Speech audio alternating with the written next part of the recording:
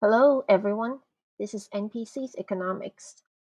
Another month, another supposedly stellar jobs report. Just don't look at household employment numbers. Mainstream media is still propping up the soft landing narrative. The economy is great, unemployment is low, blah, blah, blah. But despite all that cheerleading, a warning sign has been flashing red. The RV industry is not having a good time right now. RV sales have continued to collapse in 2023.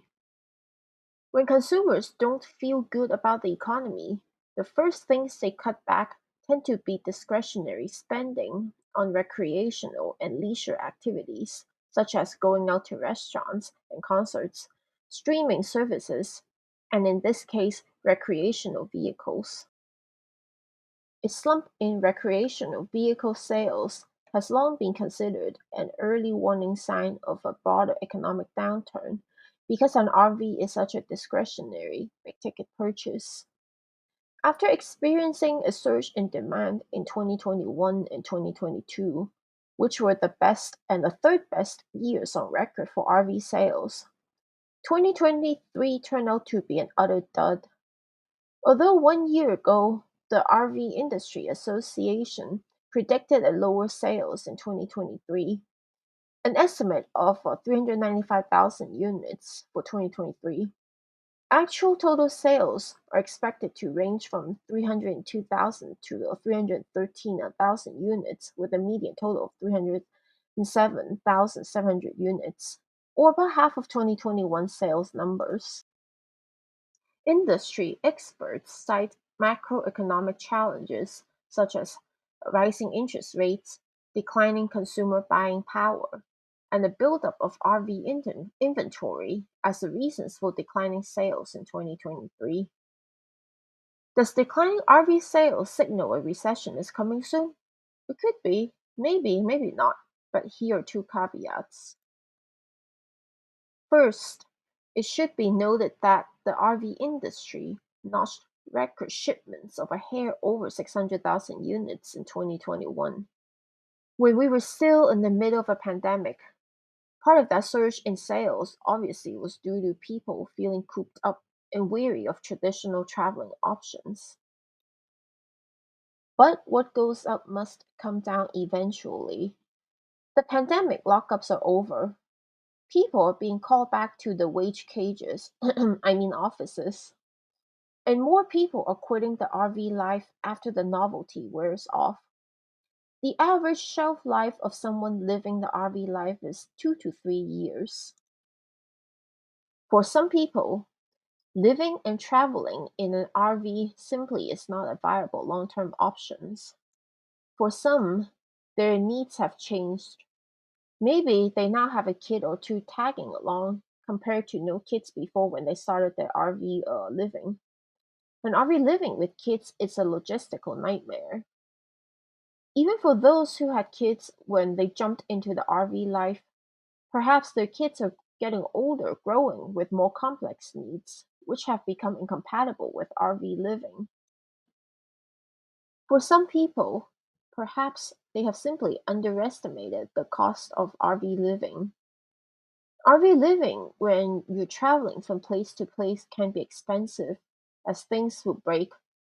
There is fuel cost, campground cost, repair and maintenance, and all sorts of other expenses that they may or may not have accounted for when they jumped into RV life. All that means is that there is a shakeup in the RV industry. True, the surveys of sickness upended a lot of people's lives, and many of them reevaluated what they were doing and what they really wanted to do. RV sales exploded and campgrounds were really busy from 2020 to 2022.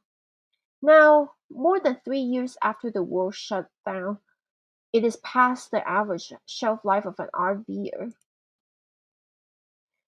As a result, inventory has started to pile up. The demand for RV that was pulled forward during the pandemic has simply dried up. Second, recall this chart. Although RV sales were 18% lower in 2022 compared to 2021, the best year on record, Sales did not start going downhill until the second half of 2022. In fact, sales during the first 6 months of 2022 actually exceeded 2021's by 8%. But do you remember what also happened in 2022? That's right, the Fed started hiking interest rates. RVs are big ticket items that are financed. As the Fed raises interest rates, the borrowing costs also become bigger.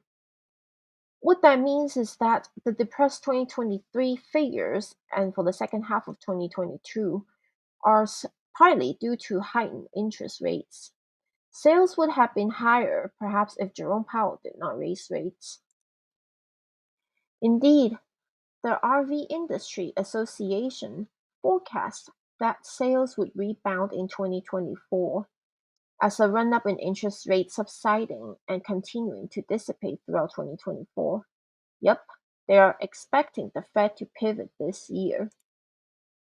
As I said earlier, consumers often depend on credit to help them purchase big ticket items like cars and RVs. So a rise in RV sales indicate that there is credit available and vice versa. But now banks are tightening and are becoming pickier with whom they lend to. For now, there is no more cheap money, no more excess liquidity, and so the RV party is over.